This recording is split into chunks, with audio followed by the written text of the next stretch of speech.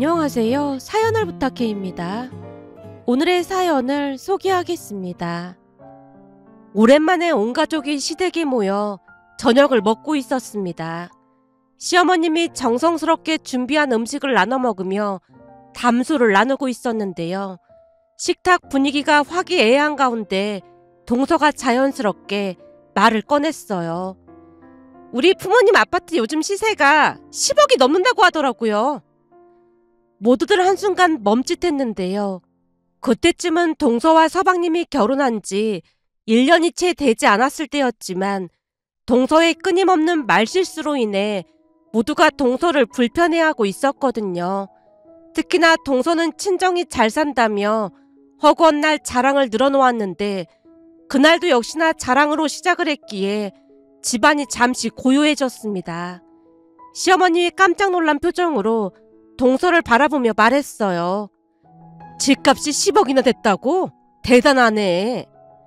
시어머님이 맞장구를 쳐주자 동서가 흐뭇한 표정으로 고개를 끄덕이며 말을 이어갔습니다. 네, 요즘 들어 더 많이 올랐다나 봐요. 거기가 학군도 좋고 교통도 편리하잖아요. 그러다 보니 다른 것보다 더 올랐다고 하더라고요. 10억이라니 대단하구나. 어머님, 10억이 아니라 10억이 넘는다니까요. 동서가 다시 강조했고 시어머님이 고개를 끄덕였습니다.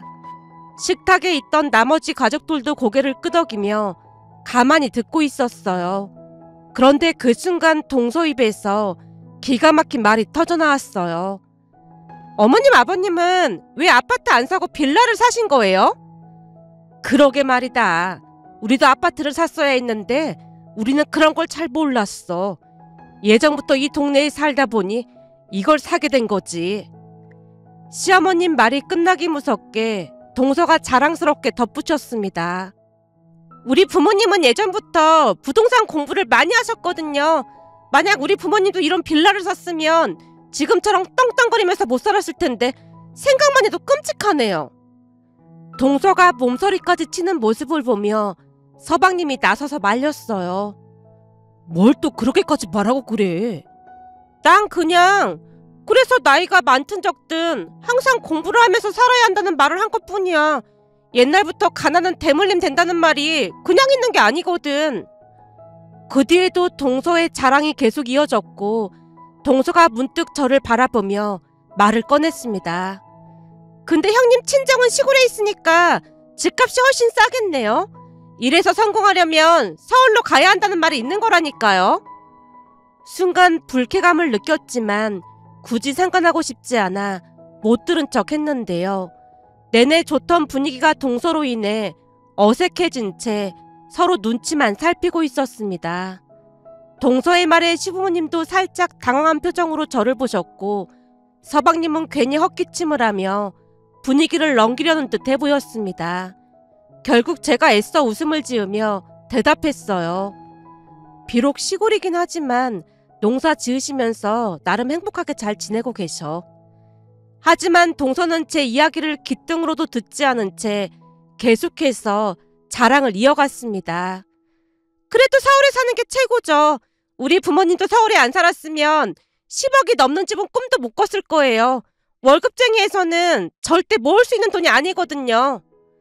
순간 시어머님이 곧바로 다른 주제로 말을 돌리며 어색해진 분위기를 수습하려 했고 그날 저녁 식사는 그런 어색함 속에서 조용히 끝났습니다. 그러던 어느 날은 시어머님에게서 전화가 왔어요. 삼계탕 끓일 건데 퇴근길에 저녁 먹고 가던지. 날씨도 더운데 삼계탕 끓이신 거예요? 가족들 몸보신 좀 시키려고 그러지. 그냥 외식하면 되는데 힘들게 뭐하러 그러셨어요. 나는 집에서 내내 놀고 먹는데 삼계탕 정도는 아무것도 아니야. 퇴근하면서 잠깐 들러서 먹고 가던지. 혹시 동서도 오는 거예요? 제 입에서 동서 이야기가 나오자 시어머님이 웃으며 대답했습니다. 둘째는 우리 집 오는 거 싫어하잖니. 그냥 민수만 오라고 하긴 했는데 혼자만 온다고 하겠어. 안 올 것 같으니까 걱정하지 말고 와라. 시어머님 말에 안심한 채 퇴근하면서 들르겠다고 말했는데요. 동서가 온다고 하면 안 가려고 했거든요. 그렇게 퇴근 후 시댁에 가서 시어머님이 정성스럽게 끓인 삼계탕을 온 가족이 먹고 있었는데 현관문이 열리더니 서방님과 동서가 들어왔습니다. 동서 표정을 보아하니 오기 싫은데 서방님 손에 이끌려 억지로 온 듯해 보였어요.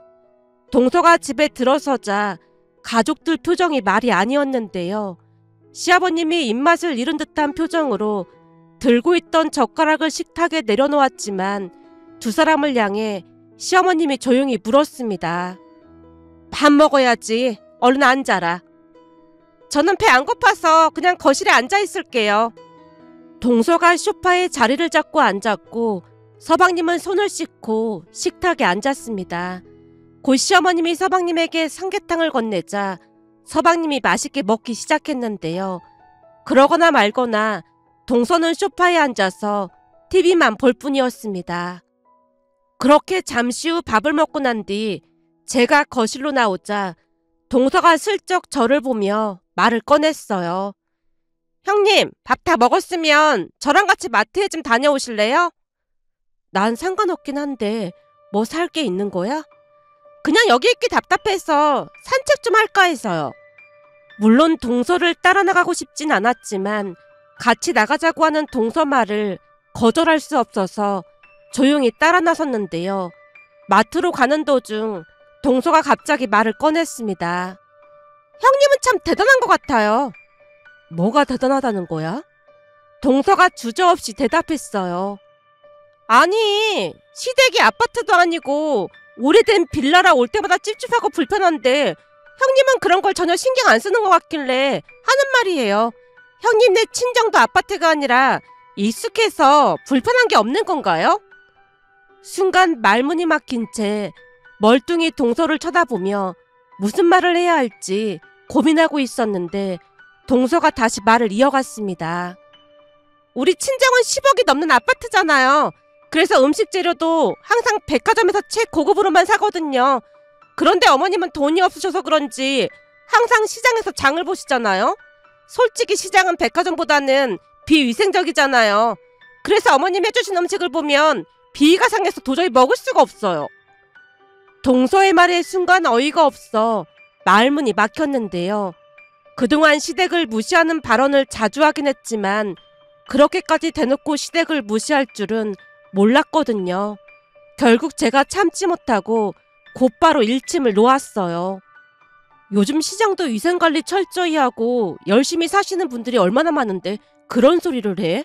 그건 너무 심한 말인 것 같아, 동서. 동서 말 조심해야겠다. 하지만 동서는 전혀 개의치 않는다는 듯 씩 웃으며 대꾸했어요. 왜요? 형님도 시장 음식 먹고 자라서 그런 말 들으면 화나는 거예요? 그치만 현실이 그런 걸 어떡하겠어요. 내가 이런 말까지 안 하려고 했는데 동서 같은 마음으로 살면 사는 게 정말 피곤하겠어. 그리고 어머님이 얼마나 깔끔하신 분인데 그런 말을 하는 거야. 제가 진심 어린 충고를 했지만 동서는 듣는 둥 마는 둥이었습니다. 그리고는 갑자기 편의점으로 들어가서 컵라면을 고르는 게 아니겠어요. 시어머님 음식은 위생적이지 않아서 못 먹겠다고 하던 사람이 컵라면을 사서 편의점 한쪽에서 먹는 모습을 보니 정말 황당하고 이상하게만 느껴졌습니다. 그 모습을 보며 동서와 거리를 두기로 마음을 먹었는데요. 그런 생각과 말버릇을 가진 사람과는 깊이 얽힐 필요가 없다고 생각했으니까요. 그날 이후로 저는 가능한 한 동서와 마주치지 않으려고 노력했습니다. 그러다 어느 날은 친정 부모님이 쌀과 채소를 잔뜩 보내주셔서 시댁에도 가져다 드렸는데요. 하필이면 동서도 시댁에 와 있었고 제가 가지고 온 쌀과 채소를 보며 비웃듯 말을 꺼냈습니다. 백화점에 가면 다 있는 건데 굳이 이런 걸 왜 보내는 걸까요? 들어보니 이런 걸 보내는 것 자체가 민폐라고 하더라고요. 형님, 그러니까 앞으로는 이런 거 보내지 말라고 하세요. 아니면 조용히 형님네만 먹던지요.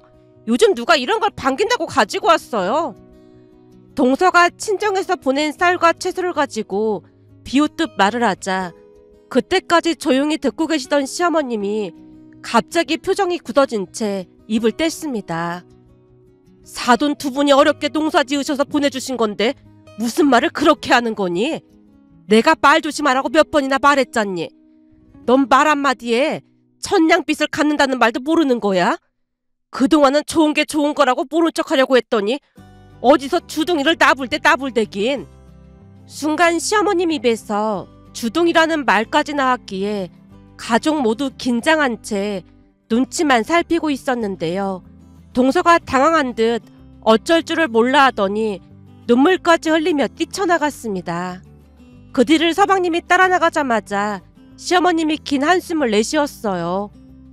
어디서 싹둥바가지를 데리고 와서 집안 분위기를 개판으로 만들고 있어. 여보, 그런 말은 며느리들 앞에서 안 쓰기로 했잖아. 나도 안 쓰려고 했지. 근데 저게 자꾸만 주둥이를 나불대잖아. 지가 뭔데 지랄이냐고 지랄이. 시어머님이 삿대질까지 하면서 마구마구 소리쳤는데요. 그런 모습은 처음이었던지라 제가 눈치만 보고 있자 시어머님이 급히 사과하셨어요. 얘 많이 놀랐지? 내가 웬만하면 그러지 않는데 도저히 참을 수가 없어서 그랬다. 저 인간 말은 신경 쓰지 마라. 우리 이 귀한 채소로 밥해서 같이 먹을까? 니들 밥 먹고 가라. 네, 어머님. 혹시 내가 욕해서 쫄은 거라면 쫄을 거 없어. 난 정상적인 사람들한테는 절대 말 함부로 안 하거든. 그동안 저 화상 때문에 참느라 얼마나 고생했는지 모른다. 이해해 줄 거지? 시어머님이 제 눈치를 살피고 있는 모습에 제가 조용히 대답했습니다. 어머님, 사실은 저도 그렇게 말하고 싶은 걸 꾹 참았어요. 그렇지. 너도 그동안 그랬던 거지? 제가 시어머님 편을 들어드리자 시어머님이 환한 미소를 지었습니다. 그날 이후 동서는 시댁의 발길을 끊었다고 해도 과언이 아니었어요. 서방님 말에 의하면 시어머님에게서 받은 상처 때문에 두 번 다시 시댁에 발길을 하고 싶지 않다고 했으니까요. 그 말을 듣자마자 시어머님이 반기듯 말을 꺼냈습니다. 그래, 그냥 오지 말라고 해. 그 화상 안 보니까 속이 얼마나 편한지 몰라. 엄마, 아무리 그래도 화상이라는 말은 좀 그렇잖아. 그렇긴 뭐가 그래. 내가 개진상이라고 안 한 걸 다행이라고 생각해. 어디서 데려와도 개진상을 데려와서 집안 분위기를 이 모양으로 만들어. 시어머님 말에 서방님이 도망치듯 집을 나갔습니다. 그렇게 동서는 시댁의 발길을 끊었고 우리는 평화로운 나날을 보내고 있었습니다. 그러던 어느 날은 퇴근 후 남편과 함께 저녁을 먹고 TV를 보며 휴식을 취하던 중 남편의 휴대폰이 울렸어요. 전화를 받던 남편의 목소리가 심각해졌습니다. 네, 아버지. 엄마가 집에 안 들어오셨다니요? 그게 무슨 말씀이세요? 휴대폰 해보면 되잖아요. 휴대폰을 집에 놓고 가셨다고요? 알겠어요. 지금 바로 갈게요. 전화를 끊은 남편의 얼굴에는 걱정이 가득해 보였고 제가 급하게 물었어요. 왜? 무슨 일이야? 남편이 긴장된 목소리로 답했습니다. 저녁 식사 후에 엄마가 공원 산책을 다녀오신다고 나가셨대.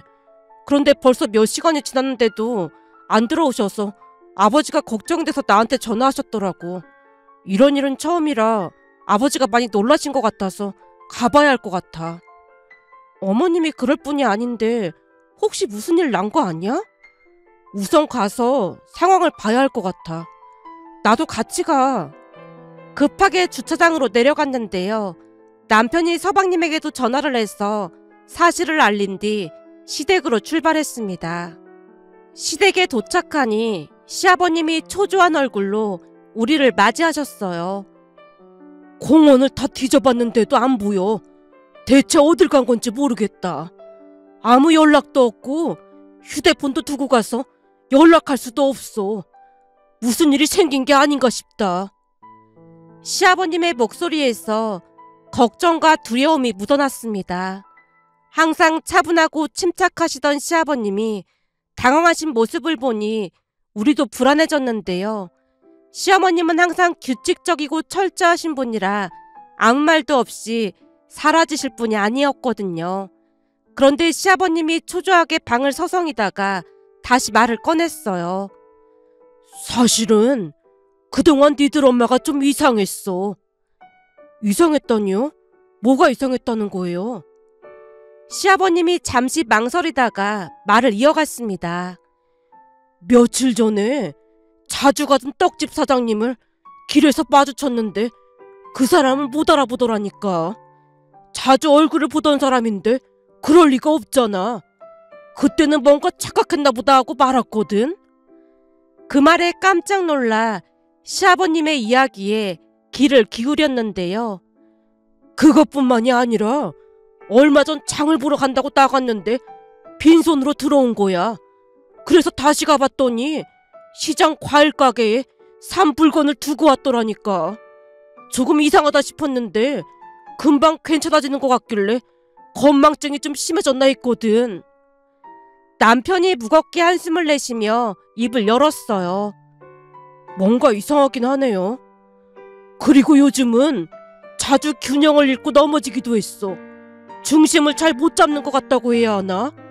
암튼 걸음걸이도 뭔가 이상한 것 같고 그랬는데 네 엄마가 별일 아니라고 하길래 나도 대수롭지 않게 여기고 말았거든. 우리는 그 말을 듣고 더욱 불안해졌습니다. 결국 남편이 걱정스러운 얼굴로 조용히 입을 뗐어요. 상황을 보면 치매 초기 증상일 수도 있겠네요. 나도 그 말까지 하고 싶진 않지만 지금 상황을 보니 뭔가 심상치가 않구나. 빨리 병원에 데리고 갔어야 했는데 내 잘못이다.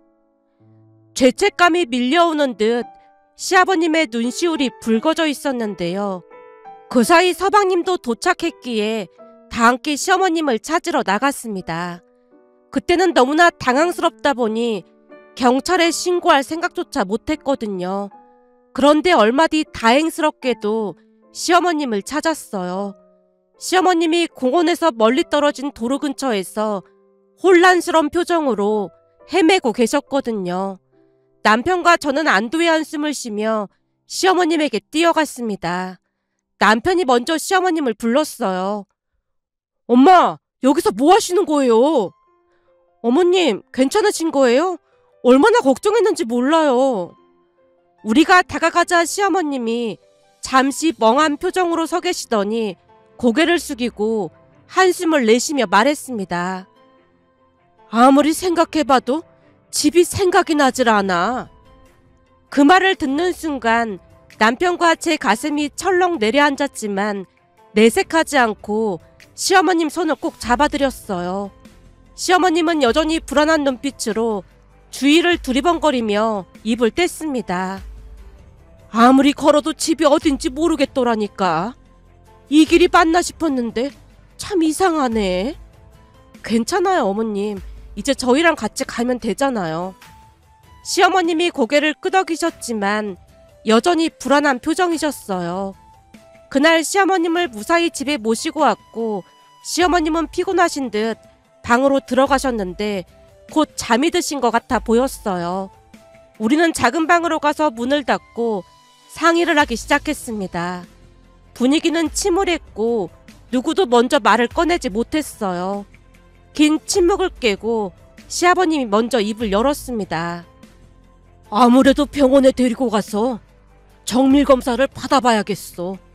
이런 말하기 좀 그렇지만 치매가 아닌가 싶다. 그 순간 방 안에 있는 공기가 얼어붙은 듯 했는데요. 엄마가 치매라니요. 그럴 리가 없어요. 서방님이 눈물까지 글썽인 채 현실을 부정하고 있었습니다. 시아버님이 깊은 한숨을 내쉬며 다시 입을 뗐어요. 그동안의 증상들도 그렇고 오늘 길까지 잃었잖아. 이건 누가 봐도 치매 증상인 거야. 그 총명하던 사람이 어쩌다 저리 된 건지 모르겠다. 시아버님의 손은 떨리고 있었고 우리는 침묵을 유지할 뿐이었어요. 모두가 시아버님 말에 동의했지만 방 안의 분위기는 한없이 무거웠습니다. 치매일 수도 있다는 말에 너무나 충격적이었고 한편으로는 그동안 시어머님의 변화를 알아채지 못했던 것에 대한 죄책감이 밀려왔습니다. 그 뒤 우선 집으로 돌아왔는데요. 시어머님의 상태로 인해 초상집 분위기였다고 해도 과언이 아니었어요. 급히 병원 예약을 알아봐야 했고 우리는 어떻게든 상황을 차분하게 해결하려고 마음을 다잡고 있었습니다. 최악의 경우 시어머님이 치매라면 어떻게 해야 할까 깊은 고민에 빠지기도 했어요. 그런데 다음날 난데없이 동서가 시댁으로 오라고 연락을 해왔습니다. 서방님에게 소식을 듣고 시어머님에 대해 상의를 하려고 한다는 생각을 한 채 시댁으로 향했는데요. 그날 동서는 넘지 말아야 할 선을 넘었다고 해야 할까요? 우리가 도착하자마자 동서가 그야말로 기가 막힌 말을 꺼냈거든요. 저기 들어보니까 아무래도 어머님 치매가 맞는 것 같아요. 동서가 확신한 채 말하는 모습에 순간 불쾌감이 들어 제가 나섰습니다. 동서, 아직 검사 전인데 그런 말 하는 건 아닌 것 같아. 아니긴 뭐가 아니에요. 어제는 길도 잃어버리셨다면서요. 그것만 봐도 치매가 확실한 거잖아요. 그렇긴 한데 우선 병원에서 정확히 검사를 받아봐야 할 것 같아. 그때까지 성급하게 단정 짓는 건 아닌 것 같아. 저도 모르게 미간을 잔뜩 찌푸린 채 동서를 노려봤지만 동서가 단호하게 고개를 저으며 말을 이어갔어요. 이미 다들 알고 있잖아요. 우리 할머니도 치매 앓다가 돌아가셨는데 증상이 거의 똑같아요. 다들 치매 환자를 못 봐서 그런 소리 하는 것 같은데 이게 진짜 장난이 아니거든요. 그 순간 시아버님이 무거운 표정으로 동서를 나무랐습니다. 아직 검사도 안 해봤는데 확실하다고 단정 짓는 건 아닌 것 같구나. 병원에서 검사를 받아보고 그때 다시 얘기하자꾸나. 하지만 동서는 여전히 자기 주장을 굽히지 않았어요. 그날 동서는 계속해서 시어머님이 치매라고 단정 지으며 분위기를 몰아갔습니다. 서방님도 옆에서 동서를 말렸지만 동서는 고집을 꺾지 않았어요. 자기야, 그만 좀 해. 치매가 확실한데 다들 피하고 싶은 거잖아. 우리 할머니도 치매 걸렸을 때 가족들이 다들 그랬단 말이야. 동서의 표정은 어딘가 불안해 보였고 마치 겁에 질린 듯해 보였습니다. 그래서 말인데 미리미리 준비를 해야 할 것 같아서 이렇게 찾아왔어요. 동서, 아직 검사도 안 받았는데 준비라니? 제 말이 끝나기 무섭게 동서가 갑자기 가방에서 문서 한 장을 꺼내더니 우리 앞에 내밀었어요. 혹시 몰라서 준비해봤는데 여기에 서명을 좀 해주셔야 할 것 같아요. 남편과 제가 당황한 표정으로 문서를 받아들고 읽기 시작했는데요. 내용이 아주 충격적이었습니다. 문서에는 어머님이 치매에 걸리셨을 경우 본인은 어떠한 간병이나 도움을 제공할 의무가 없으며 간병비와 관련된 금전적인 지원도 하지 않겠다는 그런 내용이 적혀 있었어요. 결국 문서를 읽다가 동서와 서방님을 번갈아가며 바라봤는데요. 서방님이 문서를 낚아채더니 읽기 시작했습니다. 그때까지 서방님은 문서의 내용을 모르고 있었던 것 같아 보였어요. 제가 동서를 향해 조용히 물었습니다. 동서, 이게 무슨 말이야? 남편도 놀란 표정으로 동서를 바라봤고 서방님도 경악한 표정으로 문서를 읽다가 동서에게 물었어요. 당신 이게 뭐야? 지금 제정신이야? 서방님은 울기 직전의 그런 모습이었는데요. 동서가 여전히 불안한 표정으로 우리를 바라보며 말을 이어갔습니다. 솔직히 말해서 시댁에서 저희한테 도와준 것도 없으면서 자식한테 뭘 바라는 것 자체가 잘못된 거잖아요. 그러니까 여기에 서명해주세요. 남편이 간병하는 건 어쩔 수 없겠지만 저는 절대로 하고 싶지 않아요. 그리고 남편이 간병하는 건 이해하겠지만 돈은 한 푼도 못 도와드리니까 그런 줄 아시고요. 너한테 도움받을 생각 없으니까 그만해. 서방님이 동서를 노려봤지만 동서가 다시 문서를 내밀었습니다. 그러니까 여기 서명해달라는 거잖아. 저는 구두로 말하는 거 믿는 성격이 아니라서요. 동서의 말이 끝나자마자 방안은 긴장감으로 가득 찼고 서방님이 더 이상 참지 못하겠다는 듯 잔뜩 화가 난 목소리로 동서를 향해 소리쳤습니다. 지금 엄마가 아프시다고 하는데 가족끼리 힘을 합쳐도 모자랄 판국에 진짜 너무하는 거 아니야? 너한테 아무것도 바라는 거 없으니까 그만 가봐. 그 말에 동서도 눈을 부릅뜨고 맞섰습니다. 난 그냥 현실을 말하는 것 뿐이잖아. 그러니까 서명만 해줘. 그럼 조용히 갈 테니까. 그동안 네가 이기적인 줄은 알았지만 이 정도일 줄은 몰랐다. 그렇게 불만이라면 차라리 이혼해. 그럼 되잖아? 우리가 경악한 표정으로 두 사람을 바라보고 있었는데요. 곧 서방님이 단호한 표정으로 고개를 끄덕였습니다. 그래, 이혼하자. 어차피 너한테 도움받을 생각도 없긴 했는데 정 떨어져서 너랑 더 이상 못 살겠다. 시댁에 돈도 없으면서 나한테 도움받을 생각이 없다는 것 자체가 웃기는 거 아니야? 우리 집 그렇게 가난하지 않거든? 아파트도 아니고 이런 집에 살면서 지금 그런 말이 나와? 순간 서방님이 뭐라고 대꾸하려고 했지만 시아버님이 급히 서방님을 말렸습니다. 그날 이후 서방님과 동서는 결국 이혼 절차를 밟기 시작했습니다. 동서가 먼저 이혼을 요구했고 서방님도 받아들이면서 이혼은 생각보다 빠르게 진행되었거든요. 두 사람 사이에 아이가 없었기 때문에 복잡할 것도 없었으니까요. 우리 또한 이혼을 막지 않았는데요. 동서의 행동에 큰 충격을 받은 상태였고 더 이상 결혼을 유지하는 것이 불가능하다고 느껴졌습니다. 그러나 중에 시어머님은 병원에서 정밀 검사를 받았는데요. 처음에는 치매일지도 모른다는 생각에 모두가 불안해했지만 검사 결과 예상치 못한 일이 일어났습니다. 검사 결과 치매가 아닌 수두증이라는 진단이 나왔거든요. 수두증은 뇌에 뇌액이 축적되어 발생하는 질환으로 치매와 비슷한 증상을 보일 수 있지만 다행히 수술로 치료가 가능한 병이었습니다. 그동안 치매라고만 생각했던 증상이 실제로는 치료가 가능한 수두증이라는 것을 알게 되자마자 우리는 서로를 얼싸안고 기쁨의 눈물을 흘렸습니다. 시어머님은 곧바로 수술을 받으셨고 수술은 성공적이었어요. 수술 후 시어머님 상태는 눈에 띄게 좋아졌습니다. 기억력도 조금씩 회복되셨고 균형을 잃고 자주 넘어지던 모습도 점차 사라지면서 건강을 되찾아가시는 시어머님의 모습을 보며 가족들 모두 기쁨과 안도의 한숨을 내쉬었습니다. 그러는 사이 그들은 법적으로 완전히 남남이 되었어요. 처음에는 서방님이 많이 힘들어했지만 시간이 지날수록 안정을 찾아갔습니다. 그리고 시어머님의 건강은 거의 완치에 가까울 정도로 회복되었어요. 병원에서 재발 가능성이 있다고 했기에 우리는 시어머님을 더 살뜰히 챙겼고 시어머님의 건강을 최우선으로 여기며 돌봐드렸습니다.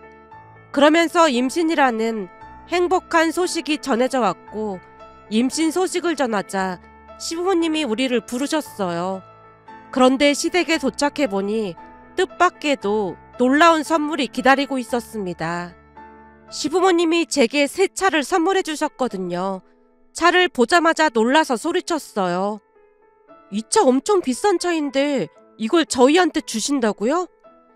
시댁의 형편을 잘 알고 있었기에 비싼 선물을 받는다는 게 부담스러웠습니다. 아무래도 무리를 하셨을 것 같다는 생각에 걱정이 앞섰으니까요. 제가 걱정 가득한 표정으로 두 분을 바라보고 있자 시어머님이 웃으시며 저를 달랬어요. 아파서 병원에 있는 동안 네가 정말 고생 많았잖니. 고마운 마음에 미리 예약해놨던 거야. 그런데 마침 네가 임신했다고 하니까 임신 선물이 됐지 뭐니. 너무 부담 갖지 말고 받아.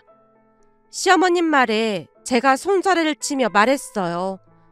어머님 아버님 마음만으로도 감사한걸요.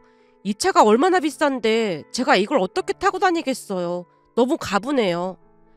그러자 시어머님이 미소를 지으시며 기가 막힌 이야기를 해주셨습니다. 너는 지금껏 몰랐겠지만 우리가 살고 있는 이 빌라 건물이 사실 우리 소유야. 그리고 상가도 몇 개 갖고 있어서 월세도 꽤 많이 나오고 있고 말이야. 그 말에 깜짝 놀라 시어머님을 바라보며 물었어요. 어머님, 진짜 이 빌라 건물이 두 분 거란 말씀이신 거예요? 그렇다니까. 여기도 곧 재개발 들어가서 아파트 들어설 거니까 나쁘지 않은 선택이었지. 예전에 네 시아버지 친구가 부동산 일을 했거든. 그 친구가 좋은 자리를 몇 군데 알려주는 바람에 틈틈이 공부도 하고 투자도 했어. 덕분에 지금은 먹고 살만하고 말이야. 그 말을 듣고 크게 놀랄 수밖에 없었는데요. 시댁 형편이 여유롭지 않다는 생각을 했던 제 입장에서는 전혀 예상치 못한 사실이었거든요. 시아버님이 오랜 시간 동안 부동산 공부와 투자를 해오셨고 그 결과 지금의 재산을 일궈냈다는 사실에 감탄이 절로 새어나왔습니다. 그동안 몰랐던 사실들이 하나 둘씩 밝혀지면서 시부모님이 상당히 부자라는 사실을 알게 되었어요. 사실 시부모님은 수십억대 자산가였거든요. 시부모님의 이야기를 들으며 궁금한 마음에 다시 물었어요. 그런데 그동안 왜 이런 이야기는 안 하셨던 거예요? 저는 시댁 형편이 넉넉하지 않은 줄로만 알았거든요. 쑥스러운 생각이 들어 제가 머리를 긁적이고 있자 시어머님이 조용히 웃으시며 답했습니다. 돈이 있을수록 없는 척하는 게 사는데 편하거든. 괜히 있는 척하면 사람들 눈에 띄고 오히려 골치 아픈 일이 생기기 마련이야. 사실은 말이다. 우리가 꽤 잘 살게 됐다는 걸 알게 된 순간부터 친척들부터 지인들까지 돈을 빌려달라고 하는 사람이 한둘이 아니었어. 평소에는 연락도 잘 안 하던 사람들이 갑자기 어렵다며 도와달라고 했거든. 처음에는 도와주기도 했는데 그게 끝이 없더라고. 그래서 굳이 돈 있는 척 하지 않고 살았던 거야. 그 뒤에도 사람들이 자꾸만 힘들게 하니까 투자를 했다가 크게 실패했다고 소문을 내고 다녔더니 그제서야 다들 연락을 끊더구나. 그렇게 하니까 마음이 한결 편해졌어. 그러다 보니 굳이 너한테도 말할 필요가 없었던 거고. 근데 속이려고 그랬던 건 아니니까 오해는 하지 마렴. 시어머님 말에 조용히 고개를 끄덕였는데요. 그 마음이 충분히 이해가 되었거든요. 그리고 나중에 남편에게 조심스럽게 물어봤는데요. 당신은 부모님이 그렇게 큰 재산을 갖고 계신 걸 전혀 몰랐던 거야? 아니면 알면서도 나한테 말을 안 한 거야? 남편이 무심한 듯 대답했습니다. 부모님 재산에 관심 가질 필요가 없으니까 굳이 알아야 할 필요도 없었어. 내 인생은 내가 알아서 사는 거잖아. 부모님 재산에 의지할 생각도 없다 보니까 굳이 알려고 하지도 않았어. 그 말을 듣고 남편이 참 대단하다는 생각과 함께 남편처럼 올바른 사람과 결혼하게 된 게 참 다행이라는 생각마저 들었습니다. 시부모님 재산에 집착하지 않는 남편의 모습이 참 듬직했고 그 진중함에 더 믿음이 갔으니까요. 그렇게 그날 고급차를 선물 받았는데요. 그게 끝이 아니었습니다. 아이가 태어나기 전 시부모님이 우리에게 넓고 학군 좋은 지역에 아파트까지 사주셨거든요. 역시나 너무 놀라서 거절했지만 시어머님이 미소 지으며 말했어요. 그때 내가 치매일지도 모른다고 했을 때 니들이 나를 모시겠다고 했다면서? 그건 아니고 해볼 만큼 해보겠다고 한 것뿐인걸요. 그러다 정 안 되면 방법을 찾아보겠다고 했던 거고요. 그러니까 말이야. 그 마음이 참 고맙더구나. 난 평생 그 마음 잊지 않고 살 생각이다. 내가 치매라고 도망간 사람도 있잖니. 그러니 내 입장에서는 그저 고마울 수밖에 없잖아. 참 고마웠다. 시어머님의 눈시울이 붉어져 있었습니다. 그렇게 우리는 이사까지 했는데요. 그 뒤에도 시댁에 자주 오가며 잘 지냈습니다. 그러던 어느 날은 친정에 내려가는 길에 잠시 휴게소에 들렀는데요. 차를 세우고 잠깐 휴식을 취하려고 문을 열고 내리던 순간 옆차에서 내리던 사람이 갑자기 저를 보고 깜짝 놀란 듯 아는 척을 했습니다. 어? 형님! 아니지. 윤서씨, 여기서 다 만나네요. 그 목소리에 고개를 돌려보니 그 사람은 다름 아닌 전 동서였습니다. 거기서 그렇게 만나다 보니 살짝 당황했지만 전 동서는 저보다 더 놀란 듯해 보였어요. 특히 제가 타고 있던 차를 보더니 눈이 휘둥그레져서 물었습니다. 이 차, 이거 엄청 비싼 차잖아요. 윤서씨가 이런 비싼 차는 어떻게 타고 다니는 거예요? 혹시 카푸어 그런 거예요? 전 동서는 차를 몇 번이나 훑어보며 믿기지 않는다는 표정으로 바라봤는데요. 제가 미소를 지으며 대답했습니다. 아, 이 차요? 시부모님이 사주셨어요. 이제는 남남이었기에 저도 존댓말을 사용했고 제 말을 듣자 전 동서가 입을 다물지 못한 채 한참 동안 말을 잇지 못했습니다. 눈을 크게 뜨고 제 얼굴과 차를 번갈아 바라보며 황당한 표정을 지었으니까요. 그러다 곧 전 동서가 비웃으며 다시 말을 꺼냈어요. 시어머니가 치매에 걸려서 돈도 없을 텐데 말이 되는 소리를 좀 하세요. 제가 잠시 어이없다는 표정으로 전 동서를 바라보다가 차분히 대답했어요. 치매 아니에요. 어머님은 치매가 아니라 수두증이셨거든요. 수술로 치료가 가능해서 지금은 거의 완치되셨어요. 제 말에 전 동서가 또다시 크게 놀라며 입을 다물지 못했습니다. 치매가 아니라고요? 그건 그렇고 이렇게 비싼 차를 어떻게 사줘요? 그럼 그지 같은 집에 사는 사람들이. 글쎄요. 그건 저도 모르죠. 전 동서가 그 말을 듣고도 여전히 충격에서 벗어나지 못한 듯 입을 다물지 못한 채 가만히 서 있었는데요. 얼굴이 사색이 되어 있었습니다. 그런데 얼마 뒤 기가 막힌 일이 일어났습니다. 전 동서가 서방님을 찾아갔던 모양이었어요. 그 자리에서 자초지종을 묻는 전 동서에게 시부모님이 수십억대 자산가라는 말을 약올리듯 하자 전 동서가 갑자기 다시 합치자는 말을 했다네요. 그 말을 듣고 서방님이 웃기는 소리 하지 말라면서 비웃다 나왔다고 했어요. 그런데 며칠 전 시어머님에게서 전화가 와서 받았는데요. 걔가 우리 집에 찾아온 거 있지 뭐니? 걔라니요? 누구를 말씀하시는 거예요? 누구긴 누구야. 우리 둘째랑 이혼한 그 개진상 말이야. 네? 개진상이요? 설마 전 동서를 말씀하시는 거예요? 그래. 그 개진상이 찾아와서 둘째랑 다시 합치고 싶다고 하지 뭐니. 그래서 뭐라고 하셨는데요? 개진상이 어디 와서 짖냐고 하면서 내쫓아버렸어. 둘째한테 말하니까 다시 찾아오면 경찰에 신고하라고 하더라고.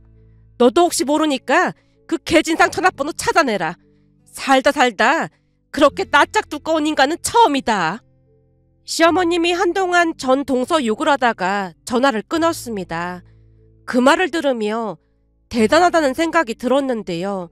그때 당시 우리는 그 사람에게 조금도 시어머님 간병을 맡길 생각이 없었는데 스스로 복을 차고 나간 게 아닌가 하는 생각이 들면서 문득 마음을 곧게 써야 한다는 말이 떠올라 씁쓸한 마음이 들어 이렇게 글 남겨봅니다.